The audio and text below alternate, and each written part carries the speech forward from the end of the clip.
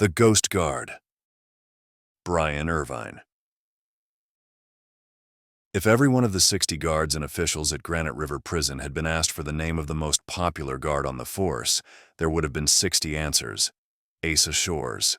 If each of the 1,500 convicts in the prison had been asked which guard was most disliked by the convicts, 1,500 answers would have been the mime, Asa Shores. If some curious person had asked of each convict and each guard, who is considered the most desperate, the hardest, the shrewdest criminal in the prison, the answer would have been unanimous: Malcolm Hulsey, the lifer. True, it does not seem reasonable that Asa Shores should be liked by every guard and official and disliked by every convict. To those not familiar with the duties of prison guards, it would seem that Asa Shores' method of handling the convicts, if disapproved of by 1,500 convicts, would surely be disapproved of by at least one of the 60 guards. But the explanation is simple. Asa Shores' great-great-grandfather had followed the prisons as mariners follow the seas.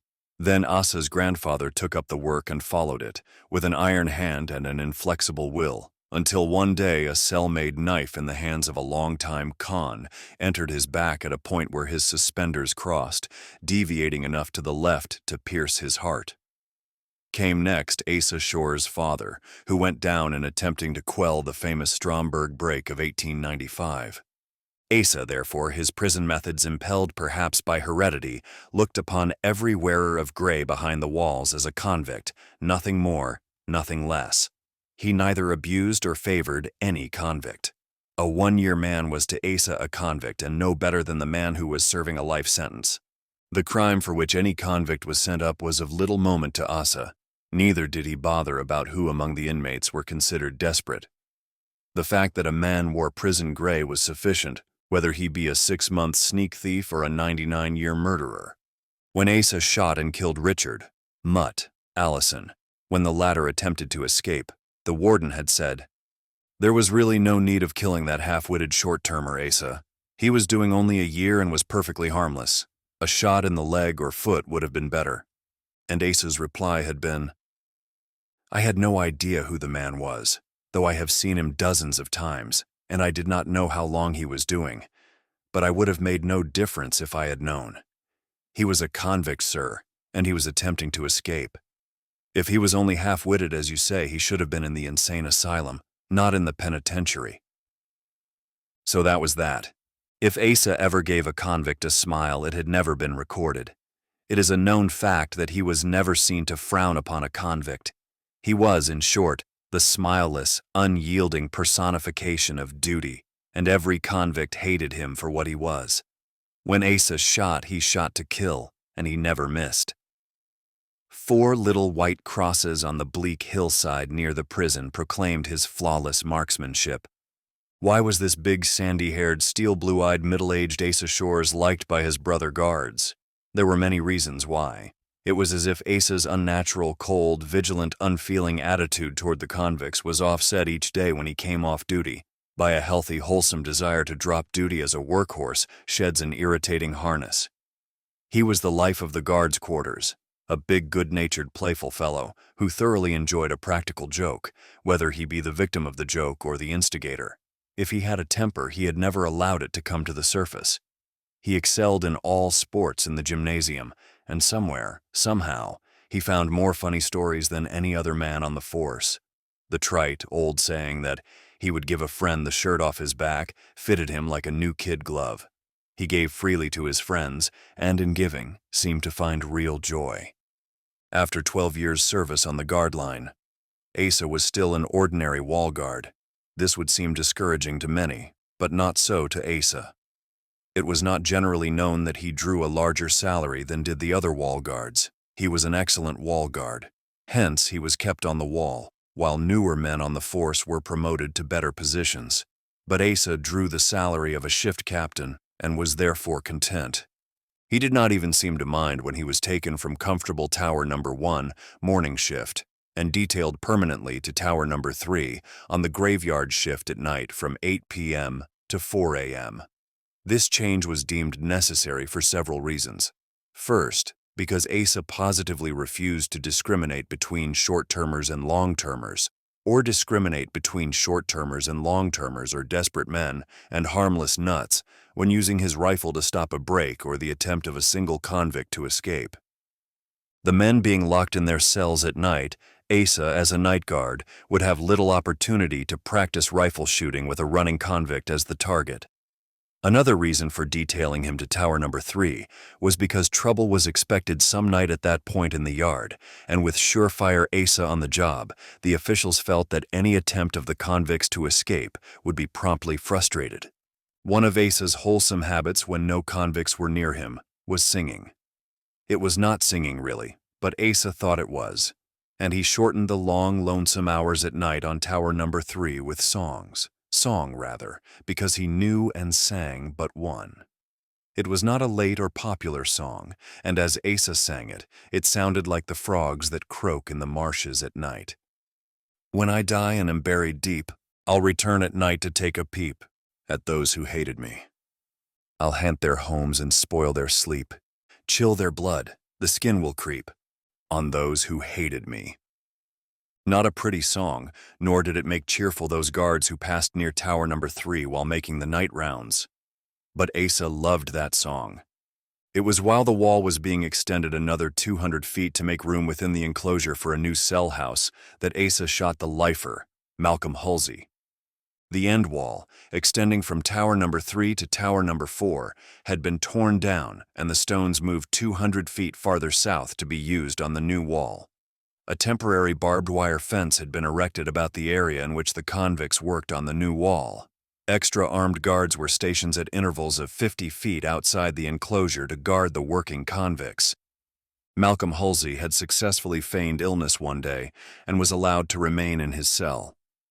Cell house guards had seen him lying in his bank, only the top of his head showing above the blankets. At lockup time, the cell house guards making the count saw a foot protruding from under the blankets in Hulsey's bunk and what they believed to be the top of his head showing at the head of the bed. At 10:15 that night, the eagle-eyed Asa Shores on Tower Number 3 saw a dark figure slip under the lower wire of the temporary fence and run. Asa fired once and saw the man fall. Then Asa, to comply with the prison rules, yelled, "Halt!" The command, of course, was needless, Hulsey having halted abruptly when a .30-30 rifle ball plowed through his shoulder. After the convict had been carried to the hospital, his cell was opened by the curious guards. A cleverly carved wooden foot protruded from under the blankets at the foot of the bed. Several bags of old clothing reposed under the blankets, and a thatch of black horsehair showed at the head of the bed. Before Hulsey left the hospital, the new wall was completed. Tower Number 4, across from Tower Number 3, had been torn down, and a new Tower Number 4 built on the new corner of the wall, 200 feet farther south. On the other corner, across from new Tower Number 4, was new Tower Number 3. Old Tower Number 3 was left standing until further orders. Asa Shores remained on the graveyard shift on Old Tower Number 3. While off duty one day, Asa, prowling about inside the walls, met Malcolm Hulsey. The lifer was still a bit pale and weak from the gunshot wound. "One thing I'd like to have you explain. Mr. Shores," said Hulsey, "you plugged me in the shoulder, then yelled, 'Halt!'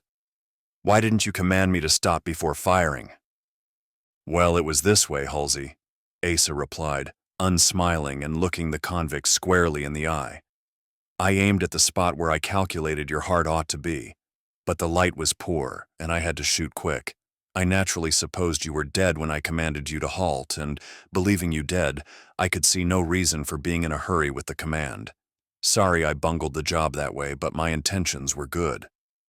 "But," the scowling lifer persisted, "you haven't told me yet why you shot before commanding me to halt."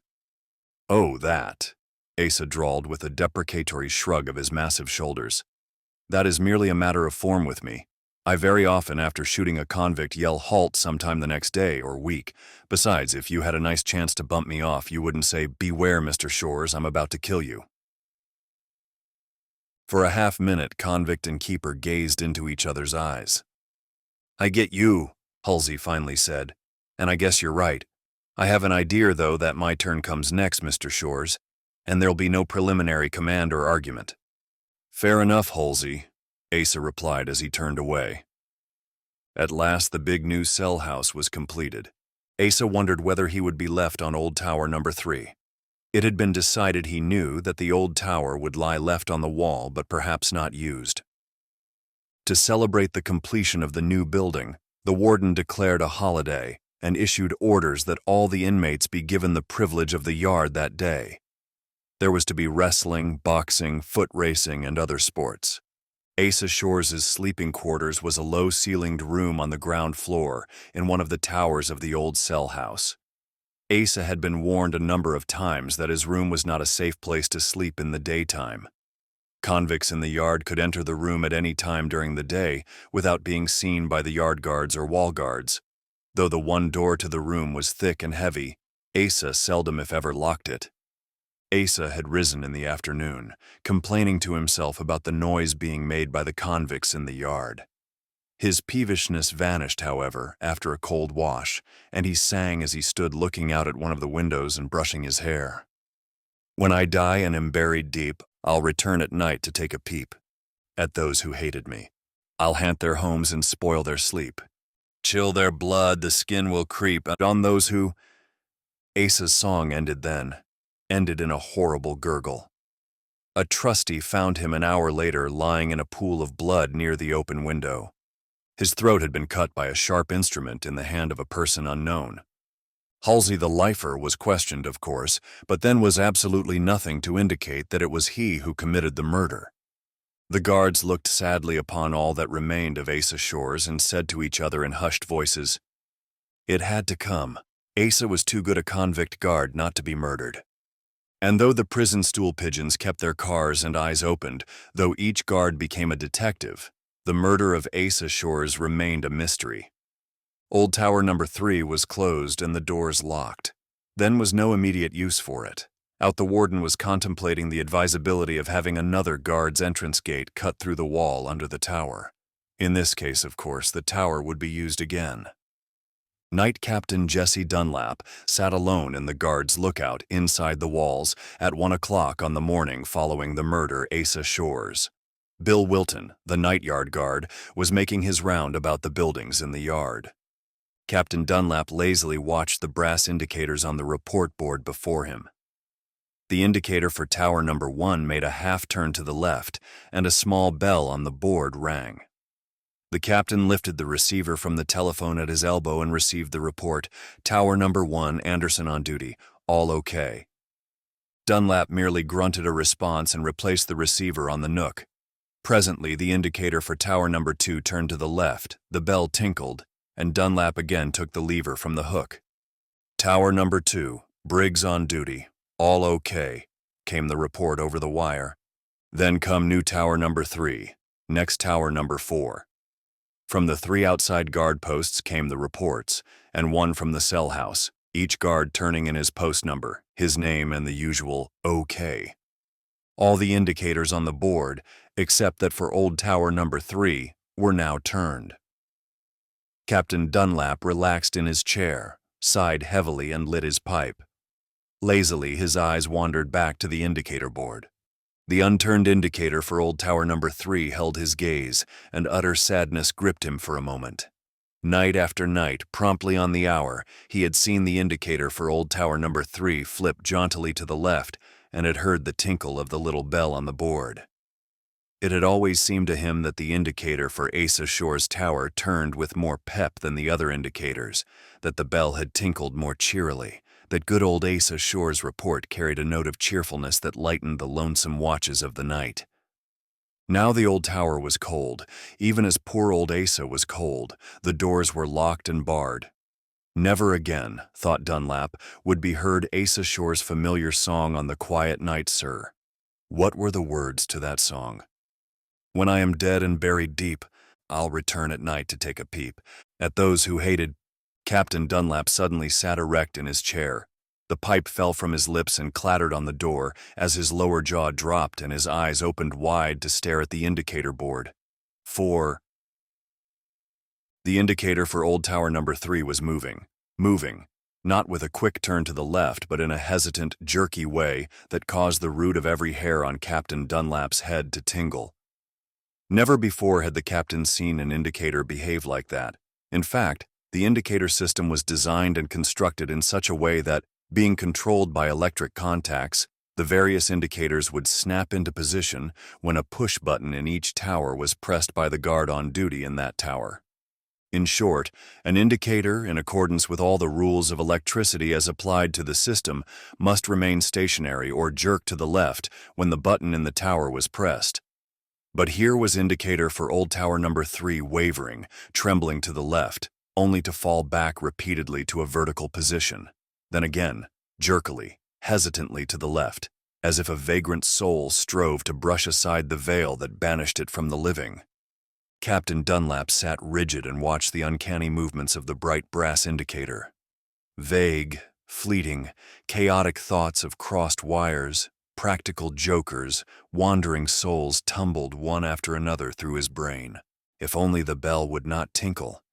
If it did ring, well, death then, though it had taken away what was mortal of Asa Shores, had not conquered his eternal vigilance and strict attention to duty. Farther to the left wavered the indicator, hesitatingly, uncertainly. Then the bell rang. A weak, slow ring it was that sounded strange and unnatural in the death-like silence of the dimly lighted lookout. Captain Dunlap was a brave man. He had smilingly faced death a dozen times in Granite River Prison. But always his danger was known to be from living, breathing men. Abject terror gripped him now, a nameless terror that seemed to freeze the blood in his veins, contract every muscle and nerve of his body, smother his heart. But even then reasoning struggled for recognition in his mind. What if it were a part of Asa Shores, a part of him that remained on earth to defy death and carry on? Hasn't Asa always been Captain Dunlap's friend? Why should he fear the spirit of a friend? Dunlap reached forth a trembling hand, took the receiver from the hook and slowly, reluctantly, placed it to his ear. How he wished, hoped, prayed that no voice would come over the wire. But it did come, preceded by a faint whispering sound. Old t-t-tow. A long pause, then weakly, almost inaudibly as if the message came from a million miles away. Old t-tower n-3. Show. Another pause, a jumble of meaningless words, then a chuckle. God. Asa's familiar chuckle. On duty. All o. A light laugh, a sharp buzzing sound, a sigh, the faint tinkle of a bell, then silence. Dunlap heard no click of a receiver being replaced on a hook. The line was apparently still open. Still holding the receiver to his ear, the captain moistened his dry lips with the tip of his tongue. His free hand went involuntarily to his forehead in a vague, uncertain gesture and came away damp with perspiration. Must he answer that ghost call? Must he answer that ghost call? Must he speak to the thing that held the line? When he at last spoke, his voice was husky, a strange voice even to him. Who did it, Asa?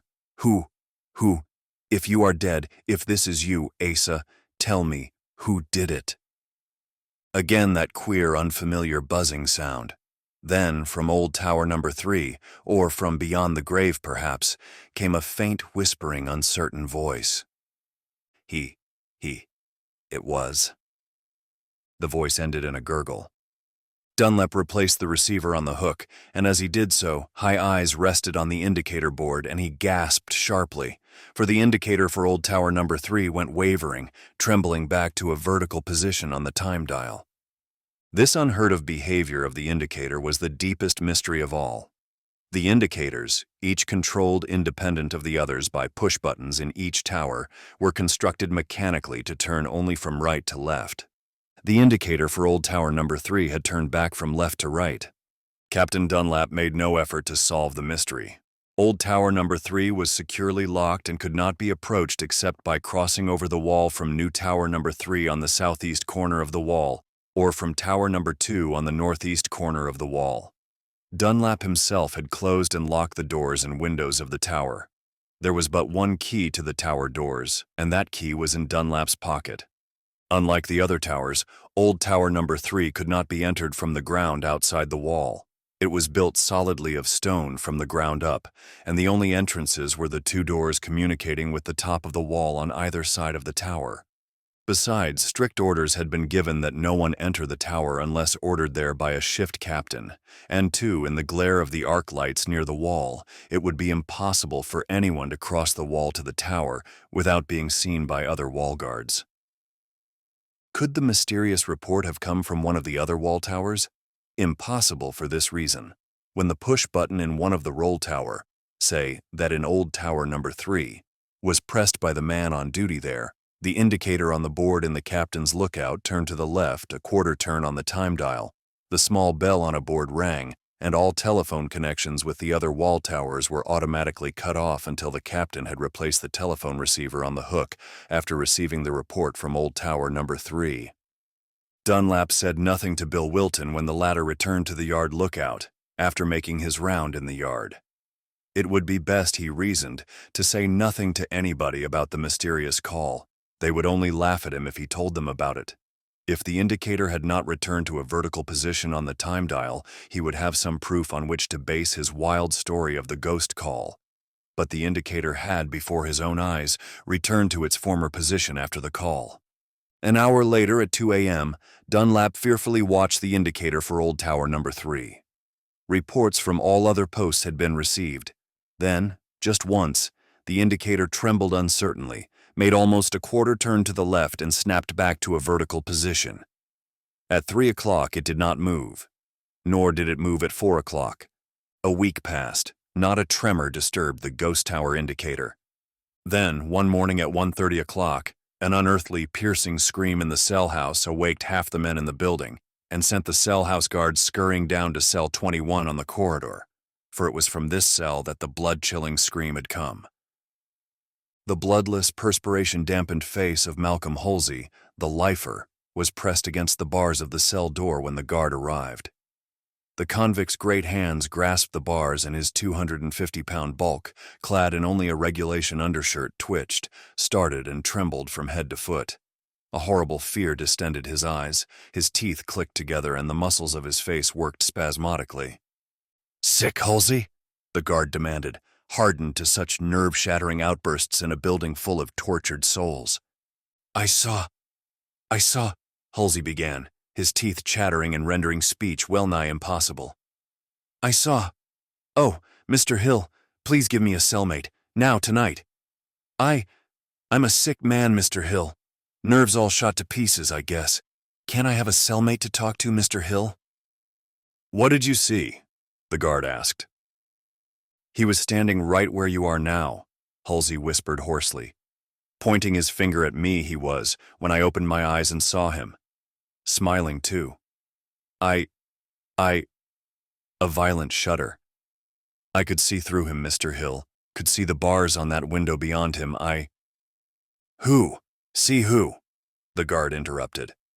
Hulsey seemed to realize then that he was talking too much, that he was not conducting himself as the hardest convict in the prison should. Why? He stammered. I thought I saw, an old pal of mine. He's been dead a long time. Nerves, I guess. Thinking too much about my old pal in the good old days. Nightmare, I guess. Yeah, nightmare is right, the unsympathetic guard growled.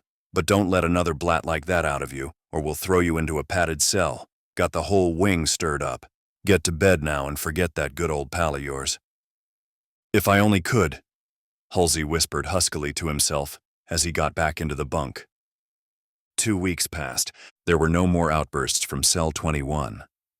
The ghost tower on the wall was silent, cold. Then at 2 o'clock one morning, Captain Dunlap saw the indicator move. It sickened him, made him wish ardently that he was 1,000 miles from Granite River Prison. The indicator moved slowly, hesitantly to the left, and the bells tinkled weakly. The captain placed the receiver to his ear, but no sound came. The line was dead. The indicator fell back to its original position as the captain replaced the receiver on the crotch. A few minutes later, the yard guard entered the lookout. Bill Wilton, the regular yard guard on the graveyard shift, was away on leave, and the substitute guard was new at the prison. Didn't I understand you to say, Mr. Dunlap? The new guard said, That there was no one on Old Tower number 3? You sure did, Dunlap answered. The guard pulled his left ear and looked puzzled. Funny, he finally remarked.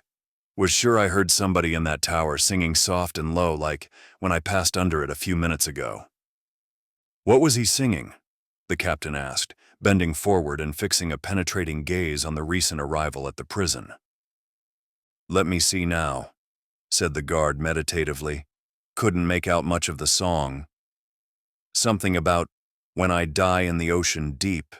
No, that wasn't it. When I die and am buried deep. That's it. Then there was something in it about this dead guy coming back to haunt people, and a lot of bunk like that. I see, said Dunlap as he eased himself out of the chair. I'm going up and have a look around in that tower. You stay in here until I return. Dunlap went outside the walls and up through New Tower number 3, where he questioned guard Jim Humphrey. Humphrey had not seen or heard anything unusual in or about Old Tower number 3. Captain Dunlap, as he walked toward the ghost tower, admitted frankly to himself that he was scared stiff. Pausing at the door, he glanced nervously through the window. The yard lights lit up the interior of the tower sufficiently to assure him that no one, or thing, was inside. He unlocked the door and entered. With a flashlight, he thoroughly examined the telephone. Dust had settled on the instrument. The receiver and the transmitter had apparently not been touched since Asa Shores left the tower. Dust had settled on the doorknobs inside. That the knobs had not been touched since Shores' death was obvious. The one chair, the windowsills, the small washstand and wash basin, all were covered with a thin, undisturbed film of fine dust. There on the telephone battery box reposed Asa's old corncob pipe, and near it a small box of matches. The window latches were just as Dunlap had left them when he closed and securely locked the tower a month before. It was a puzzled and nervous prison official that left the tower, relocked the doors, and returned to the inside lookout.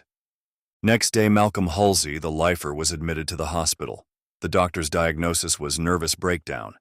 But Hulsey, through his nerves were all shot to pieces, was still capable of shrewd plotting. His admittance to the hospital had been hastened by a diet of soap. Hulsey was so anxious to get far away from Granite River Prison, and was so certain of his ability to do so if he could only be admitted to the hospital, that he had resorted to the old but effective expedient of soap eating. Soap, taken internally in small doses, will produce various baffling and apparently serious physiological changes in the body. Hulsey looked sick and felt sick, but he was not dangerously ill. For many months, Malcolm Hulsey had been watching closely the movements of the night guards. During his stay in the hospital, when recovering from the gunshot wound in his shoulder, he had doped out a possible means of escape, and he was on the point of making the attempt when the doctor pronounced him sufficiently recovered to be returned to the cell house. The lifer's plan of escape was simply this. At midnight, while Captain Dunlap and his crew were on duty, the yard guard made his round, counted the patients in the hospital, and left the yard through the guard's gate to eat his lunch in the guard's dining room outside the wall. When the yard guard returned to the inside lookout, he carried with him a hot lunch for Captain Dunlap. In counting the men in the hospital, the yard guard did not as a rule enter the building. He merely turned on the lights in the one large ward and looked through the window. The convict hospital nurse on night duty stood ready, and when the lights were turned on, proceeded from bed to bed and partly uncovered each patient so that the yard guard outside could see and count them. There were several factors in Hulsey's favor now, one being that a new substitute guard was on duty over the guard's entrance gate during the absence of the regular guard who was away on vacation. There was only one patient in the hospital besides Hulsey. The yard guard must be lured into the hospital, overpowered, his uniform stripped from him. Then Hulsey, garbed in the uniform, would attempt to deceive the guard at the gate and be given the keys. At 15 minutes to midnight on Hulsey's first day in the hospital, the lifer quietly rose from his bed while the white-clad convict nurse's back was turned. 3 minutes later, the unsuspecting nurse had been neatly laid out from a well-directed blow behind the ear, bound with sheets, gagged, stripped of his white suit, and tenderly trucked in the bed recently occupied by Mr. Malcolm Hulsey. The other patient, a feeble old convict, was gagged and tied down in his bed with sheets. Hulsey then donned the nurse's white suit and, after arranging the nurse and the old convict in their beds so that they appeared to be sleeping peacefully, the lifer lay face down on the floor and awaited developments. At 12 o'clock, the new guard appeared at the hospital window and switched on the lights. Having counted the men in the hospital every hour since 8 o'clock, the guard intended now to give the patients a hasty glance and proceed to the gate. There were his 2 patients, apparently sleeping peacefully. But where was the nurse? Hulsey's heart pounded like a riveting hammer as he lay sprawled on the floor. Would the ruse work? Would the guard enter the hospital to investigate? Or would he report to Captain Dunlap when he saw the white-clad figure on the floor? The guard's eyes then rested on the mane on the floor. "Huh," he ejaculated. "Funny place for a nursey to be sleeping." But the nurse's sprawling form did not indicate slumber. The guard was puzzled. Perhaps the nurse had fainted or fallen and hurt himself. The guard tapped on the window with a key. No answer, no movement of nurse or patients. Then the unsuspecting screw locked the door and entered. An older guard would have reported to the captain.